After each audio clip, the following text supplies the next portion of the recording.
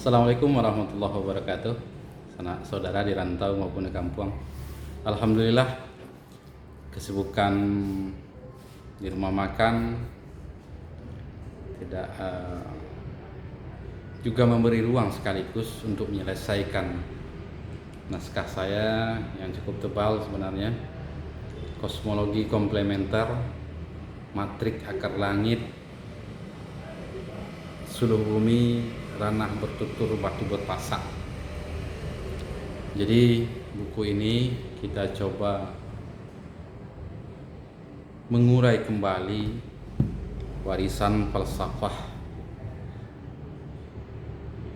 yang agung diwariskan oleh leluhur kita sebagai pegangan bagi kita untuk menghadapi kehidupan yang penuh dengan ketidakpastian.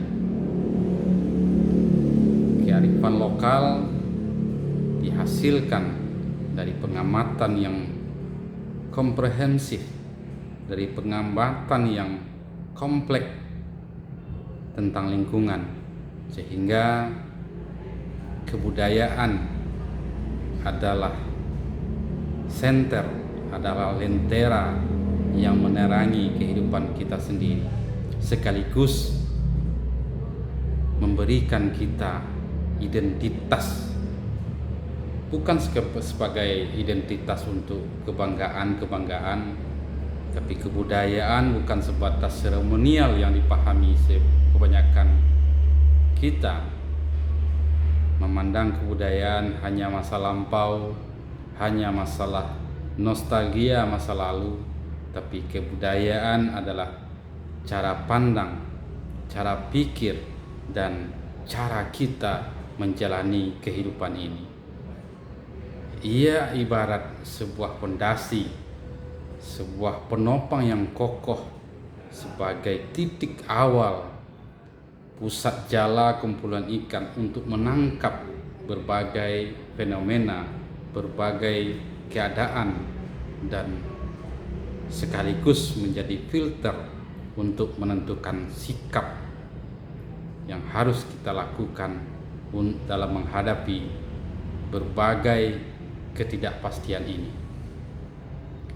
Jadi sebenarnya kebudayaan adalah jati diri kita yang membentuk kepribadian kita sebagai batu pijakan kita, tabang basi tumpu, inggok basi cakam. Jadi landasan yang jelas untuk bertindak, untuk bersikap di dalam kehidupan. Jati diri bukanlah sebuah dermaga tempat kita berhenti, melainkan kompas yang kita genggam di tengah samudera yang tak bertepi.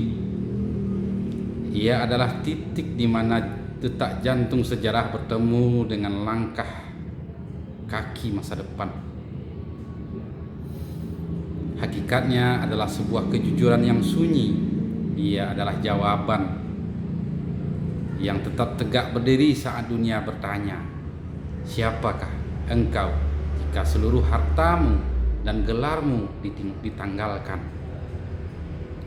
Seseorang yang memiliki jati diri laksana pohon besar dengan akar langit, akar yang menghunjam dalam ke dalam rahim tradisi, menyerap saripati kearifan masa lalu yang tak lekang oleh zaman. Namun dahan-dahan yang ia miliki tidak kaku. Ia lentur mengikuti angin, membiarkan dedaunan menyentuh langit kemajuan. Ia tahu bahwa menjadi jati diri, menjadi diri sendiri bukanlah berarti menutup mata dari dunia lain, melainkan menjadi pusat ketenangan di tengah badai perubahan. Boleh duduk bakisa asa dilapiak nan sahalai, boleh tagak bapaliang asa di tanah nan sabingkah. Inilah falsafat yang dalam menyikapi tentang berbagai perubahan yang terus terjadi dan akan selalu terjadi. Jadi jati diri adalah jembatan keteguhan seseorang Baginya dunia luar hanyalah panggung sandiwara yang penuh dengan keriuhan. Ia tidak membiarkan harga dirinya digantungkan pada lidah orang lain atau pada megahnya budaya yang dipuja-puji. Ia sadar penuh dengan ada garisnya, api yang tegas antara apa yang bisa ia ubah dan apa yang harus ia terima. Saat fitrah datang menghampiri antara retakan-retakan, antara berbagai persoalan, antara berbagai masalah, ia memiliki pegangan teguh konsep tata cara ia berpikir, melihat secara utuh bagaimana persoalan itu dan bagaimana solusinya. Jadi buku ini Kosmologi Komplementer adalah terjemahan dari warisan falsafah Lawi Secampak Jalo, di mana leluhur kita memahami ekosistem alam semesta, bahkan kejadian alam semesta dari sudut pandang mereka, dari sudut pandang mereka mengamati alam semesta, mengamati lingkungannya. Kemudian pemahaman itu dikonstruksi menjadi satu kebudayaan, menjadi satu cara pandang, menjadi satu cara pikir, dan menjadi cara hidup. Dan itulah adat yang diwariskan dari generasi ke generasi hingga hari ini, di mana falsafahnya masih populer dan tak bisa terbantahkan sampai hari ini. Sebagai filsafat ilmu, dibalun seleba kuku, dikambang seleba alam, alam tak kambang jadi guru, bumi jolangi keteladan. Para ilmuwan mulai melirik kembali bagaimana konsep alam memberikan berbagai ragam pengetahuan yang sangat jujur, dan leluhur kita telah lama mengamatinya, bahkan menyimpulkan, menyusunnya menjadi falsafah menjadi pegangan bagi kita untuk menjalani kehidupan.